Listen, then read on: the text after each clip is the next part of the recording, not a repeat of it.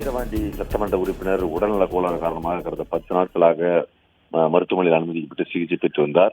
நேற்று விக்கிரவாண்டி தொகுதியில் பரப்புரைக்கு தமிழக முதல்வர் ஸ்டாலின் வருவதையொட்டி நேற்று அவர் மருத்துவமனையில் இருந்து விக்கிரவாண்டி வந்திருந்தார். இந்த நிலையில் நேற்று திடீரென மீண்டும் உடல்நலக் கோளாறு ஏற்பட்டதை தொடர்ந்து முன்னிம்பாக்கம் அரசு மருத்துவக் கல்லூரி மருத்துவமனையில் அனுமதிக்கப்பட்ட புகழேந்தி இன்று காலை உடல்நலக் குறைவு காரணமாக உயிரிழந்தார். அவர் உடலுக்கு மருத்துவமனையிலே நேரடியாக உயர்கல்வித்துறை அமைச்சர் பொன்முடி அவர்கள் அஞ்சலி செலுத்தினார். அதற்கு பிறகு பொதுமக்கள் பார்வைக்காகவும் தமிழக முதல்வர் வருவதாக கூறப்பட்ட தகவல் அடிப்படையிலும் விக்கிரவாண்டி சட்டமன்ற உறுப்பினராக அந்த புகழேந்தி எம்எல்ஏவின் உடல் தற்போது விழுப்புரம் கலைஞர் அறிவாலயத்தில் பொதுமக்கள் அஞ்சலிக்காக வைக்கப்பட்டிருக்கிறது.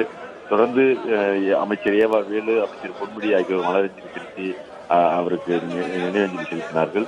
அதைத் தொடர்ந்து பொதுமக்கள் தொடர்ந்து ஒவ்வொருவராக மாலை அணிவித்து அவருக்கு நினைவஞ்சலி செலுத்துகிற நிகழ்வு நடைபெற்றுக் கொண்டிருக்கிறது. மற்றும் அமைச்சர்கள், சட்டமன்ற உறுப்பினர்கள் வர இருப்பதாக இருக்கும் நிலையில் அமைச்சர் பொன்முடி கலைஞர் அறிவாலயத்திலே அமர்ந்திருக்கிறார். அமைச்சர் பொன்முடியின் வலதுகரமாகவே இருந்தவர் நீண்ட நாட்களாக புகழேந்தி எம்எல்ஏ.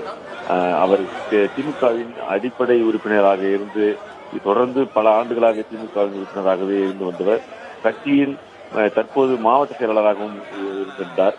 இதற்கு முன்னர் ஒன்றிய செயலாளராகவும் ஒன்றிய பெருந்தலைவராகவும் பதவி வைத்தவர் புகழேந்தி. அவரது உடலுக்கு தொடர்ந்து பொதுமக்கள் அஞ்சலி செலுத்தி வருகின்றனர்.